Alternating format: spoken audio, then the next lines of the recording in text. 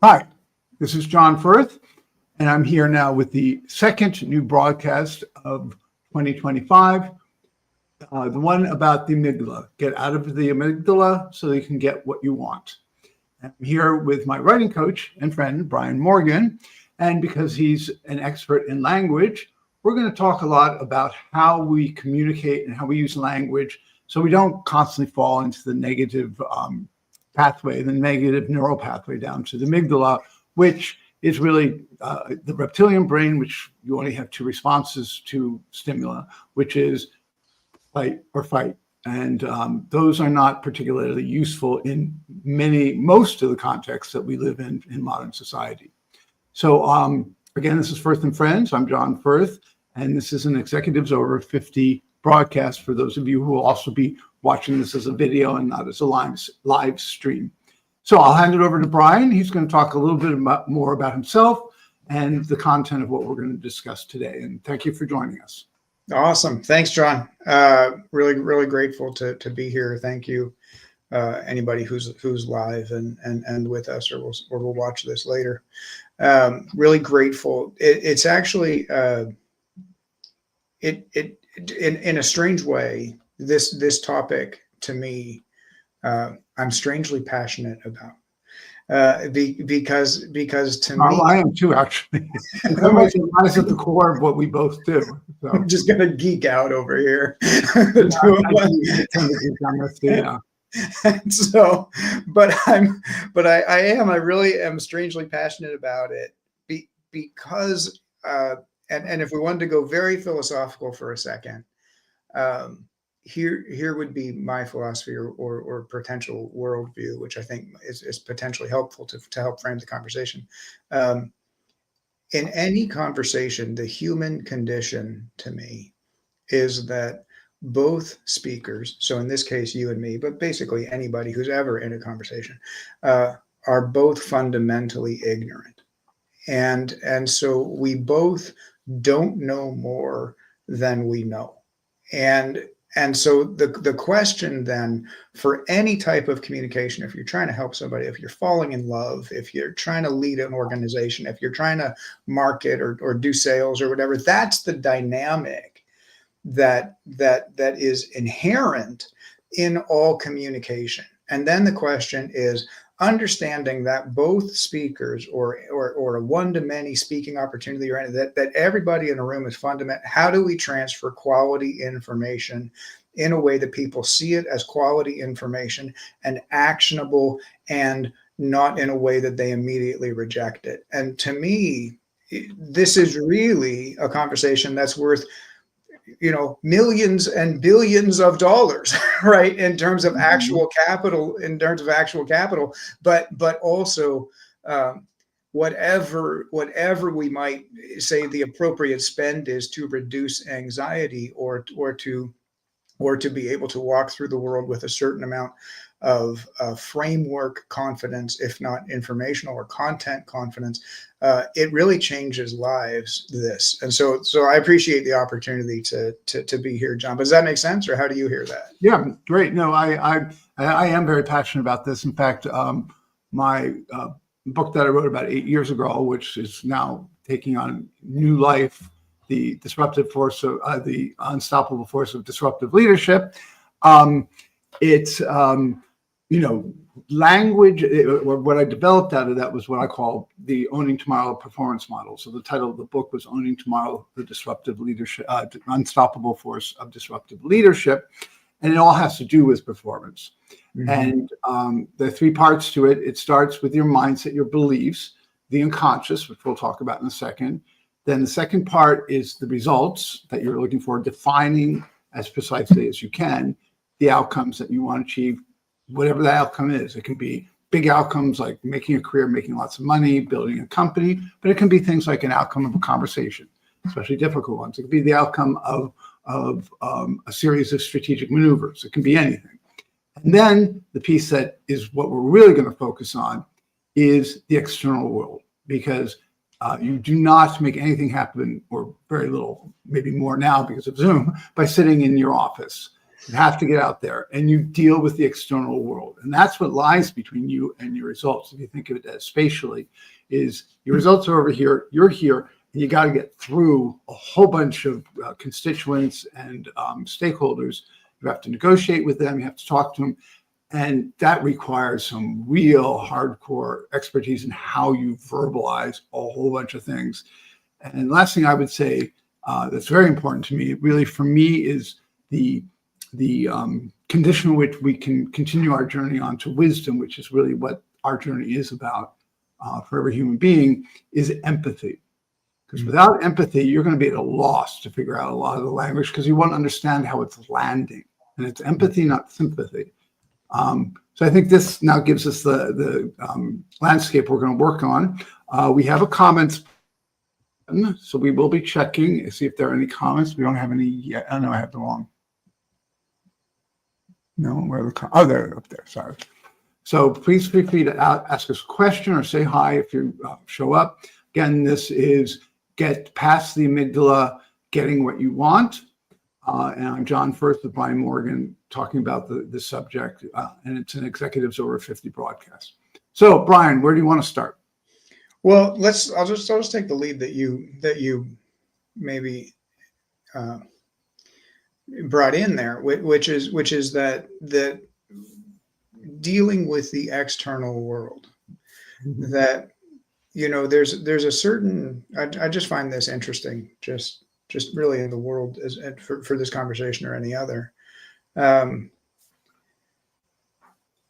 It's interesting when we think politically, or we think as a matter of vision, or we think as a matter of that what often we have is something like a directed North Star that we want for our lives, or we want for, say, the country, or we there's a directed North Star, and then there becomes this moment of, how do I execute on that direction? How do I get from here to there?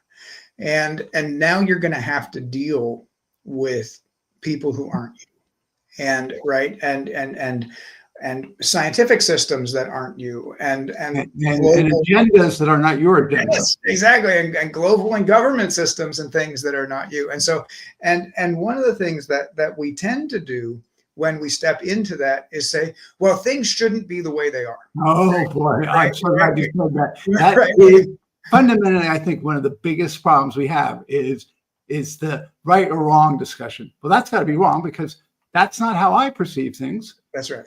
Things shouldn't be. And so then we say, so I'm going to behave in a way that says, if I designed the world and all the things that I think should be are, then this is the way the world will. And then you find out that you don't actually accomplish any of the North Star goals, because the world is not actually that. And so we have to live in this, my words for this, and I think this has a lot to do with our communication conversation today, but my words for this is what are we observing? And how are we making sense of what we're observing? And so the core is not, how do I go impose on the world? The core is much closer to, what am I observing in the world? And really contemplate what I am observing in the world, and then make sense of my observations so that I can make an effective contribution to the world. And that's actually hard work. It's a heck of a lot easier to say, the world is designed wrong. Why doesn't the world just let me do it? Yeah. That's exactly the sense. I had a conversation with somebody the other day where he had just gone through some bad things. So I think he was digging himself out emotionally and psychologically from that.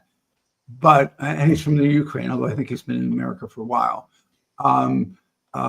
Which I'm actually saying not because of the war, but because there is a dark side to Eastern Europeans that they wallow in that Americans don't totally understand. But you get the sense of hopelessness when the communication is unerringly negative and the world is fucked up, or in this case, America's fucked up, pardon my French, that you don't even know what to start. You really don't know where to start. I tend to avoid trying to become a coach, because that's the natural thing, is to coach him out of whatever he or she is saying when they go negative.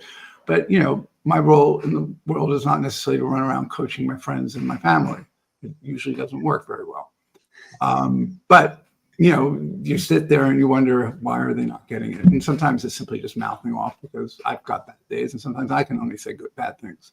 But let's talk a little bit now about this aspect of the words themselves, why they're so important, and what this. I was telling Brian today, I have the leadership team of one of my clients, and I'm sort of going through each one, helping them out.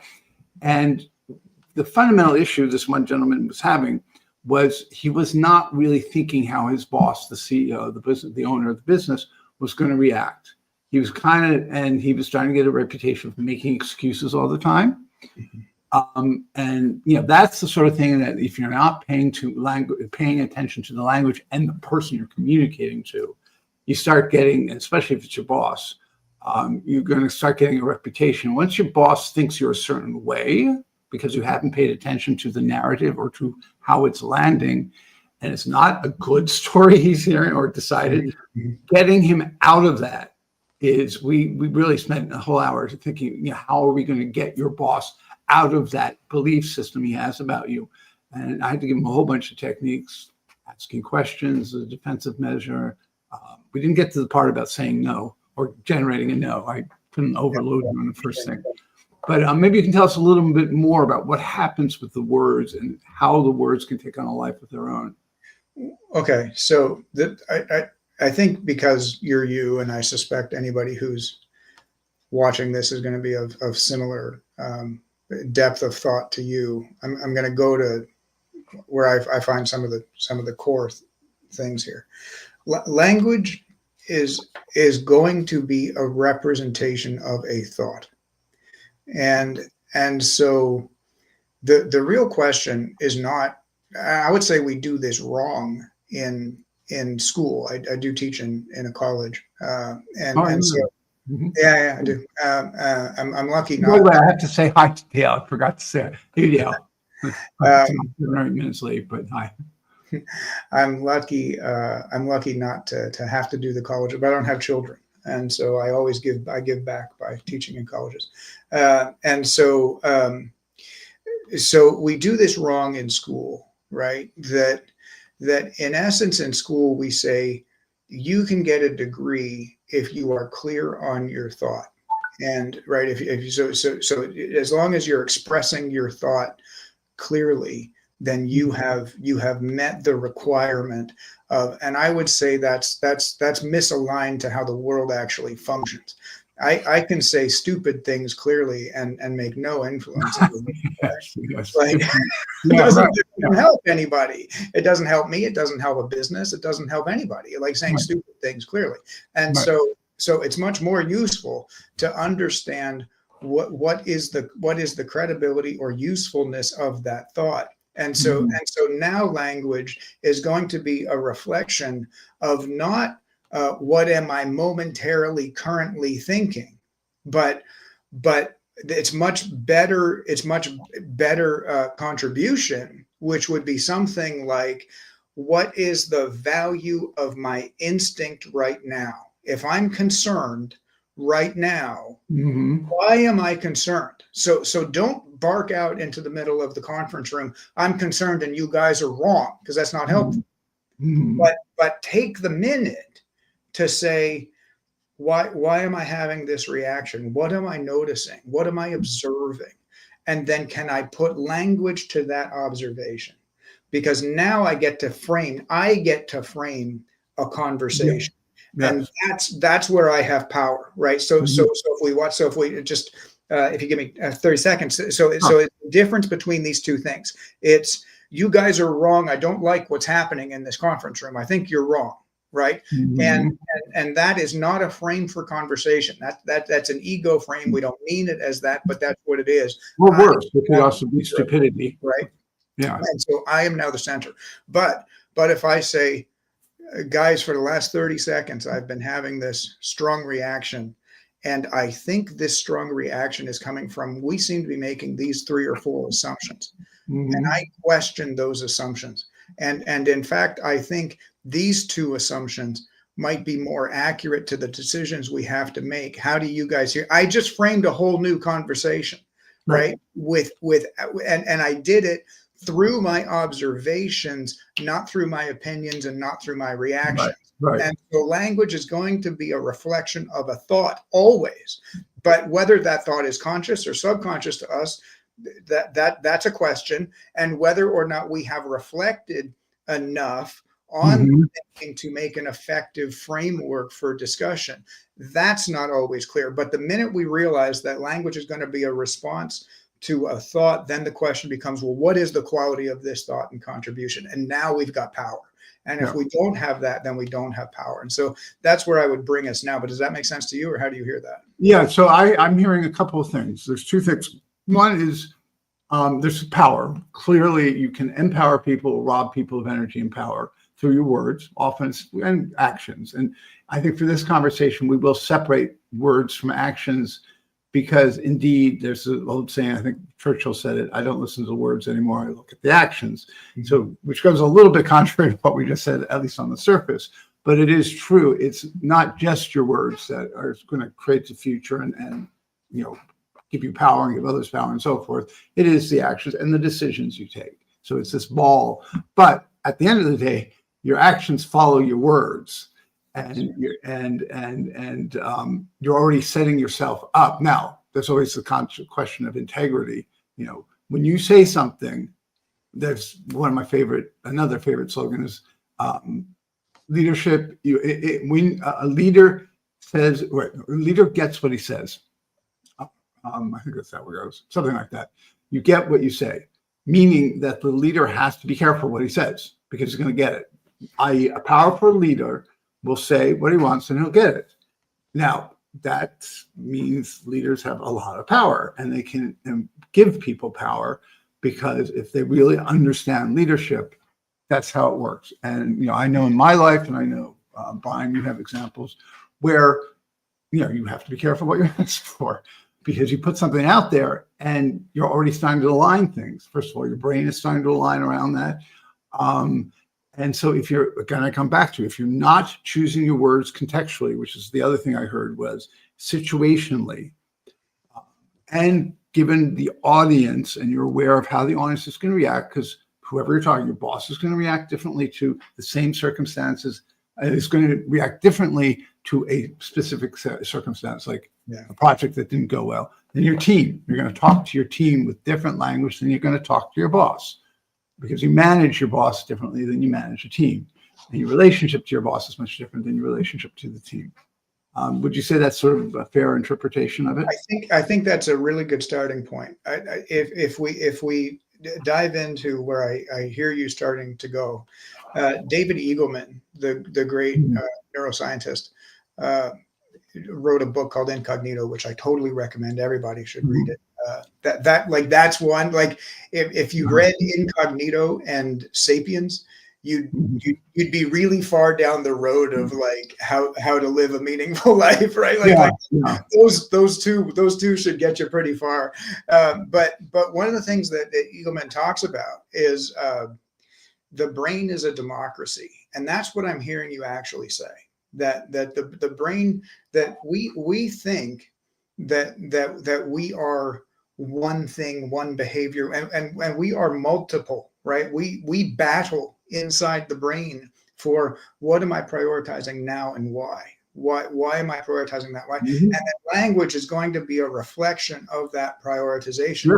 But it's not always the subconscious prioritization, which is why we lie to ourselves all the time, right? And so that might be. So I am always nervous whenever I meet somebody in a business setting or someone else, and they say, "I am this type of first person," right?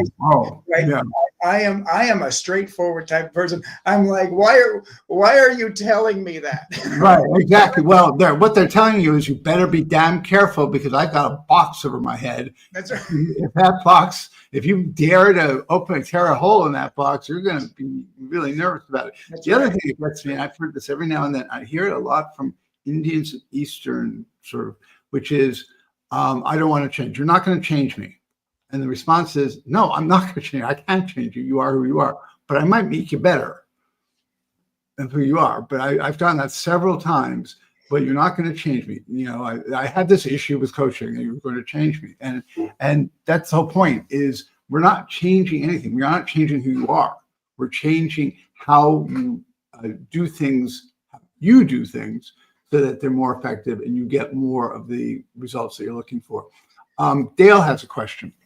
Is this dialogue about the practical application of neuro-linguistic programming, NLP, within our interpersonal communication? Well, that's a loaded question.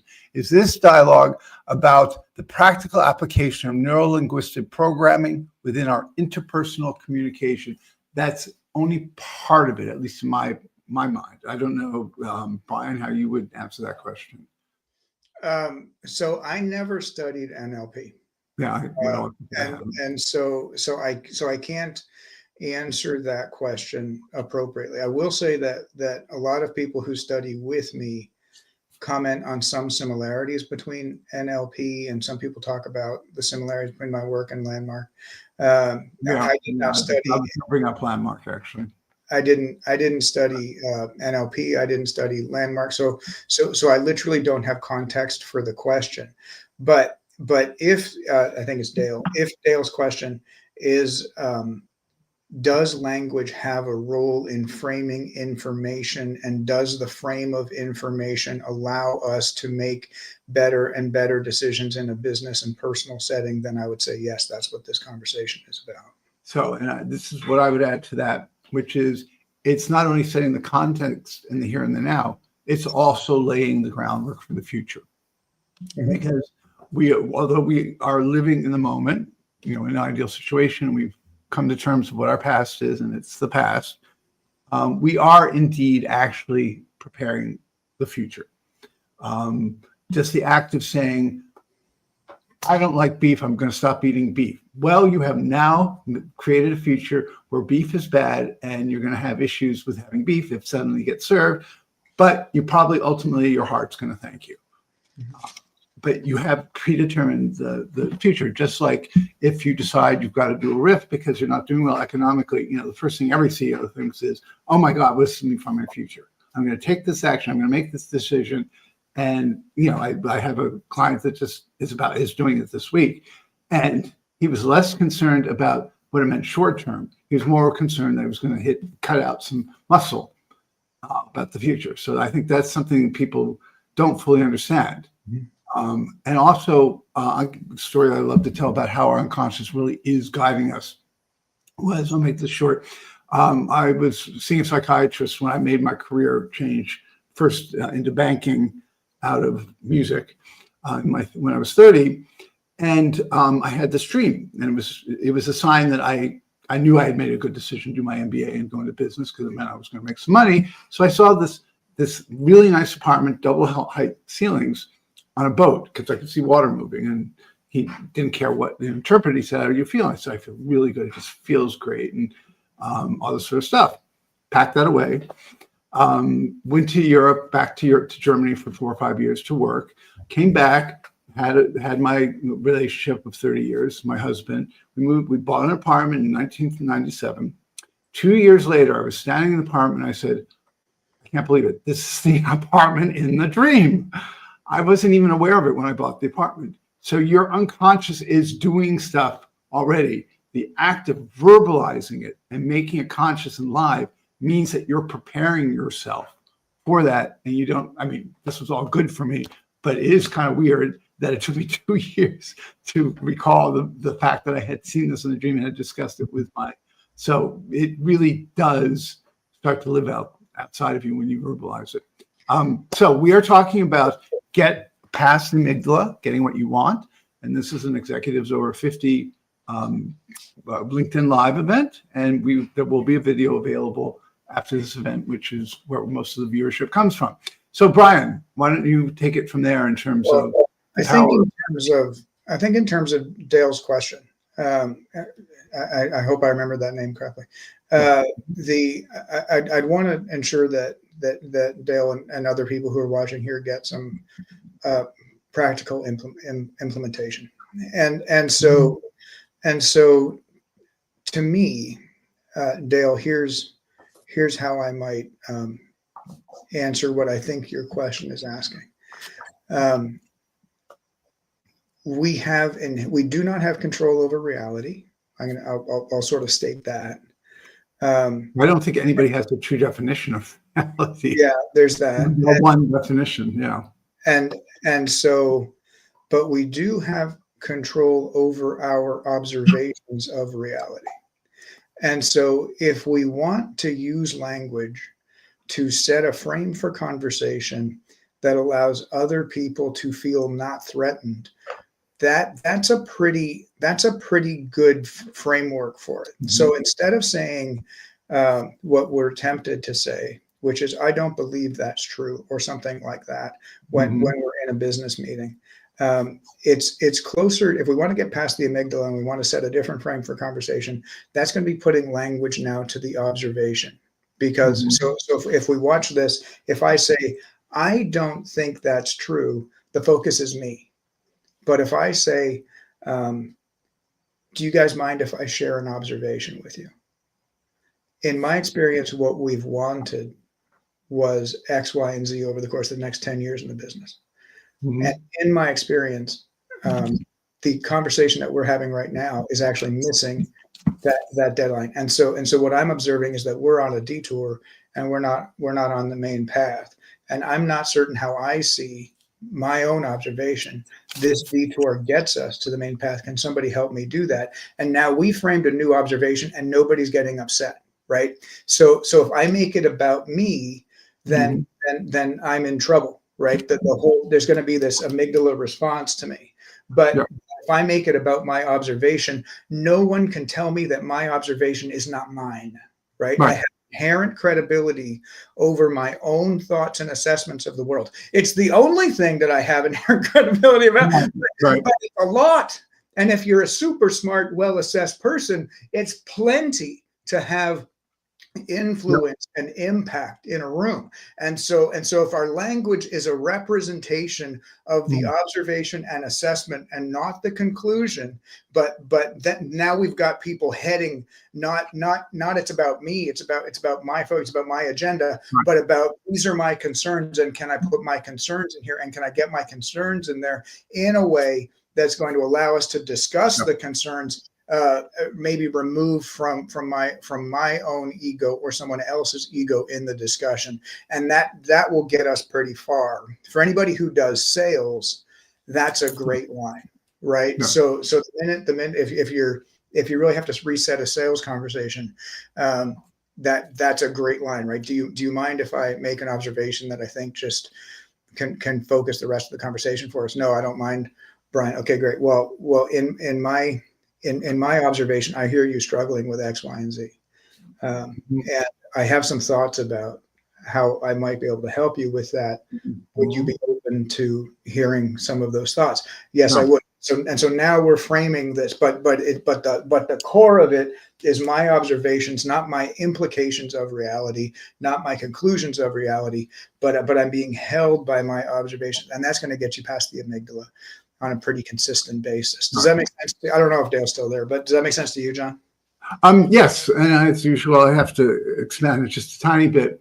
So there's a course called Positive Intelligence that was developed at Stanford Business School, which was kind of key to my development, both as a coach and a human being, which posits a theory, or at the heart lies a theory that we've been aware of for probably centuries, which is that when you have positive things, if you have positive thoughts, positive things will happen. And, the other theory is nobody wants negative things to happen. So stay away from the negative thoughts. Now, it's a little more complicated than that. But in the practice, the exercises, so here's a couple of how-tos, is what I learned, and this was very hard for me to learn. Okay, I was 62 when I learned it, but it was very hard for me to learn to ignore the negative thoughts that go on in my head. If I feel like I failed, if I feel like I've not done my best, if I feel like I've made a bad decision, the little negative voices start. And, all sorts of people, I think the prevailing belief is, like many things in life, you fight it. No, you have to learn to not listen to them and ignore them, because that takes you out of the negative part, out of the amygdala, because the negative thoughts rightly so, because it's our survival instinct, go to the amygdala. When you see a tiger raging at you because you live in, 5 million BC, you're going to think a negative thought, and that's going to put you into action. You're probably going to flight. You're probably not going to fight because you know from it. That, again, doesn't have a lot of place. For one thing, we don't have tigers roaming the streets of Manhattan. But for another is if you're a serious person, whether it's business or science or arts, whatever, you're not going to get up in a meeting and tell everybody to go fly, out of anger. Now, I did that, and I had to suffer the consequences. Yeah. So, and I lived that. On the other hand, I was ready to go. I just didn't think that was the right way to go. So you really do have to, and I think that requires impulse control too. So, yes. I think we have something else here. No? Oh, Dale. Yes, I'm here, and yes, it resonates with NLP. Great. Yeah, I have to say I don't know a lot about NLP either, and my thing just disappeared. I think my name. Oh well.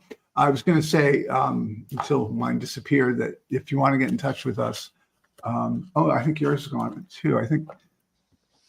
Yeah, we got Dale. I see what happened. Okay, so I have to take these down. I think hide them.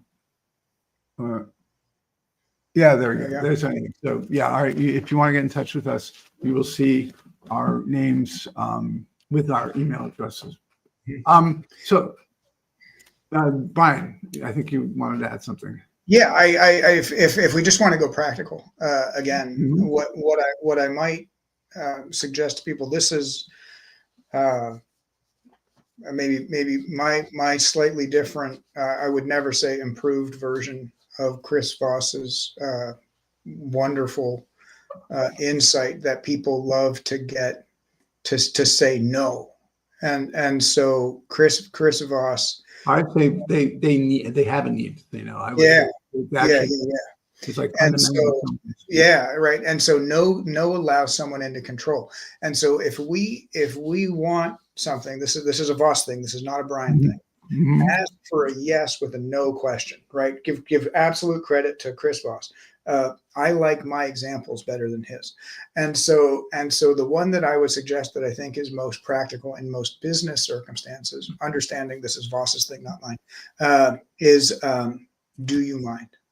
Because the minute I ask, do you mind, I'm going to get a yes from the no, right? So if I'm in a really difficult conversation with John Firth, and this is actually funny because John is a client of mine, so we've done this, right? And so we've right, and so if John and I have a difficult conversation, I might say, John, do you mind if I make an observation, or do you mind if I share a thought?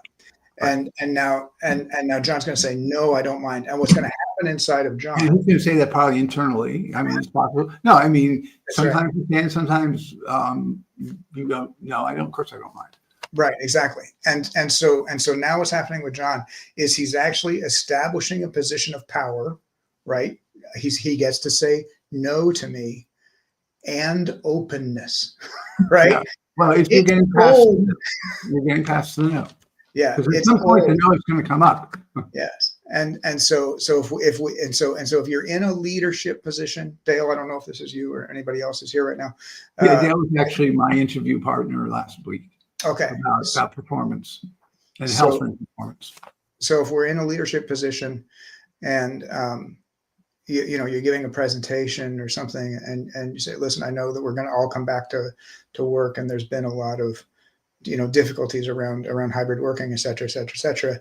Mm-hmm. If you guys don't mind, I'm going to spend a couple of minutes to explain why I've decided to do what I'm going to do, why we've decided to do this.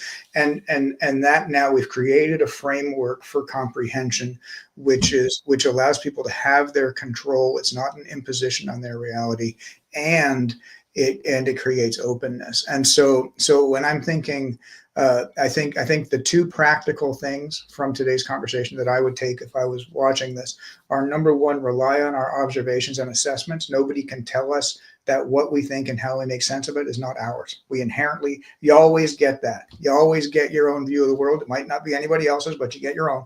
Right. And if you're deeply assessed and you're wise, then you can carry a lot of credibility with those. And do you mind, or some kind of framework for allowing someone to have control inside of an open environment.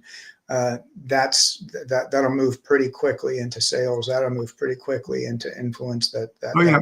will affect. I mean, I think of all the functions of a corporation, well, I think the fact is sales gets probably a lot more training because it's so important, salespeople.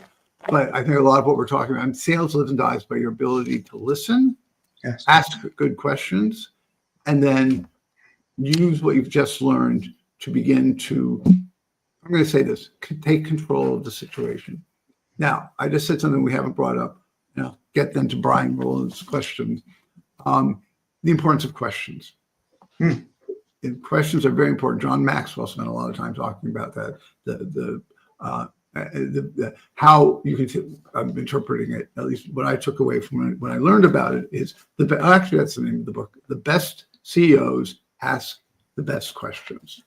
And it's really true. There is a hierarchy. When I was at Vistage, that was fundamental to the Vistage methodology.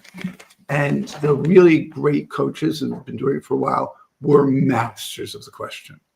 And of course, they picked their words closely because what is a question? An amalgamation of words. So that's now going to bring me to what Brian asks, which is that better than is it okay if I share? It is. And Brian, why is it? Because is it okay if I share is a yes. You're not generating a no there. You're being polite and you're offering them a chance to participate, but it's the generation of the no. Is it okay if I share? 99% of people are going to say, yeah, that's great, but you haven't generated a no. That's right. And that's the secret to all this. I love Brian. By the way, Brian Rollo is a client and a friend, and so I absolutely love him. Hi, Brian. But yes, I agree with John, Brian, that that if we can generate a no, it's more effective for the conversation. Not that it's impolite or that it's when you ask, is it okay if you're probably 99% of where you get to if you were to follow that up with, do you mind if there's a very small difference, but there is a difference. Yeah, no, there's definitely just a difference. Let's just talk for questions one time and then we'll start closing it out. Questions are probably the single most underutilized tool that we have, technique we have in life and in business. It serves so many purposes. Again, if I'm talking about the guy I was coaching yesterday, his boss had complained that he was making a lot of assumptions. And one thing I said, assumptions means you make an ass of you and me, which he had never heard. So just remember, when you make assumptions, but it also invites you to ask questions. If you're going to make an assumption, and an assumption could mean the difference between success and failure of whatever you're doing, you better ask some questions. So there's using it to get information, but it can be used defensively. If suddenly the harsh light of corporate anger is shown on you, you often can diffuse it by asking questions. It's a diversionary tactic. If somebody's making assumptions about you, then you ask them, where did they get that idea from? So I just want to stress that questions, and nobody really knows how to use them. I mean, I've suddenly, if I've been in a tight spot, I have sometimes completely forgotten the technique. All of these things we're talking about, the do you mind if I, and so forth, you got to kind of work at it so that it becomes organic. It's harder than you think in some ways. Yeah, John, if you don't mind, I'll add on to that. I think so. My Vistage talk when I go to Vistage groups is around asking deeper questions. And here's what I've learned in doing that talk now a couple dozen times. The default for most business people is going to be ask an open question, and I would say that's a suboptimal default. And it's a suboptimal default for one, because what we're in essence asking is that the receiver frame the conversation. And if we're leading, we might have to ask a more framed question, not an open question in order to get the information that way. So there's a difference between saying, what do you think went wrong with the marketing campaign? Mhm. And my understanding is that we expected X amount of return on ad spend Mhm. from this. And my understanding is that we have a loss on ad spend. And my understanding is that we did the same thing this month as we did last month. Am Mhm. I correct, or how, right? And now I'm going to get a much more specific answer, right? That and so somebody might say to the open question, they're going to frame it. They're going to say, listen, Jane was on Mhm. vacation last week, and that's why right. But if I'm framing context, then I'm framing the answer I get. Right. And that's right. That's where we start to really use questions too. But what does that mean? Not that I'm sorry for going on too long here, but what does that mean? It means that the person who asked the question has to have at least a conversational and probably a deeper than conversational understanding of the problems in order to be asking the right questions. And if I were to say what's Yeah. the biggest difficulty that we have in business, is everybody says great business is delegation, right? Just hire smart people and they'll solve, and then things go wrong, and it's like, well, now I don't have enough of a conversational or deeper than conversational to even ask the right questions to figure out why something has gone wrong. And so delegation is great, but delegation is not it's not a ship that you leave out into the world. It's Yeah. still a ship that you're aware of, and we need to be asking the right questions and asking the right framework conversations around that delegation. And so that to me is inherent in the question issue. But does that make sense to you? Yeah. I see that we have from Tanya. I'm sorry, I don't wear my glasses for this thing. Tanya Wilholt. She makes the observation, and this is very helpful. As a coach and former reporter, I'm trained to ask open-ended questions. Yeah, that's probably the other, or that's like salespeople. Reporters have to be able to ask good questions. I never thought about how that removes your ability to frame the conversation. I haven't either, actually. In fact, you're right, Brian. We do get coached a lot on use the open-ended, but it doesn't always do what you want it to do either, Correct. i.e. Put context. So just a couple of words about these how-tos. And I already mentioned the need to kind of consciously work at it, using with a coach. In my case, in Brian's case, we have groups, which may be economically better for some people, but you don't get the individual coaching that you might need. I would also say these are sophisticated strategies for sophisticated situations often, but they also can apply to every day, but it's going to look different. And I think what I would say finally is also the empathy thing.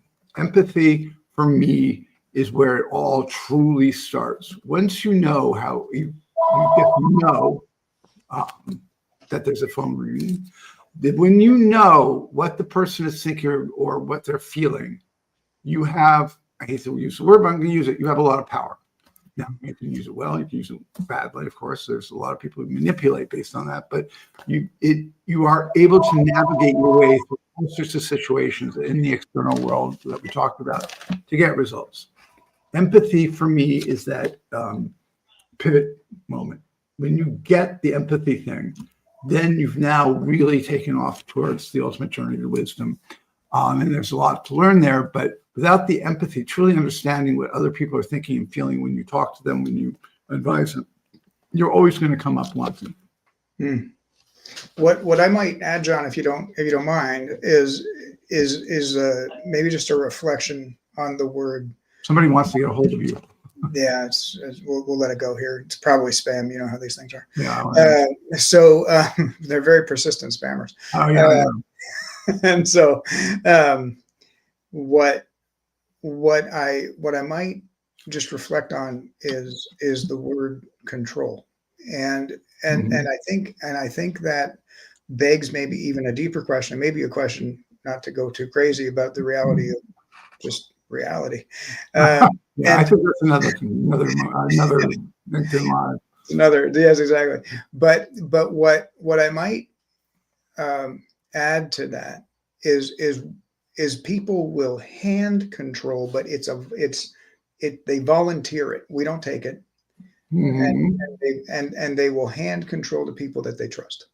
And so then the question becomes, what is the mechanism of framing information so that people say, I trust you? And so then that becomes, and so does it give you control? Yes, but is the aim control, or is the aim being a very well assessed and well observed person in the world, so that people give you control of their marketing, of their et cetera, et cetera, et cetera, because you are a well observed and well assessed person. And so I would say that the way to, if you're looking for control over department or something, the way to get it is to frame information so that people feel confident giving it to you. It's not something we take. Yeah. Does that make sense? Yeah, and again, it comes back to how you ask the question. Yes. Asking great questions. Again, you gave the example of open-ended versus not open-ended as, again, one of the options when you're thinking about how to ask great questions.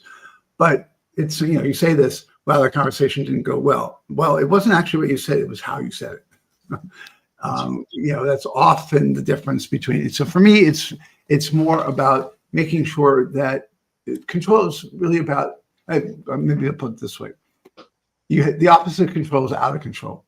So you don't want to be out of control, or uncontrolled. So you kind of want to be in that center spot. There are moments when you have to take control because you're about to not achieve a goal because somebody else's agenda suddenly took precedence or so forth. So there's always moments when you have to take control. And this is what I call the virtuosity of leadership. If you know when you have to take control and when you have to release the control. Again, coming back to this guy I was talking to yesterday, he had decided to centralize a lot of the questions that were being asked of his department from different departments because it was more confusing, and he just had to take control of it so he could begin to work and make sure that everybody understood what the questions were, how they might answer them, and so forth. But he hadn't decentralized them yet. And so he hadn't actually let go of the control, and that was behind the eight ball. He should have left the centralization. He should have let it go about a year ago. Good. We have one last comment. Brian just slipped in, if you don't mind. Yes, that's the whole point. A little bit is you don't see it coming. The human brain is very interesting. It can easily work with you, but it can also very easily work against you. And often you cannot tell the difference until at some point when you suddenly realize, oops, I didn't get what I want. Come back to our title.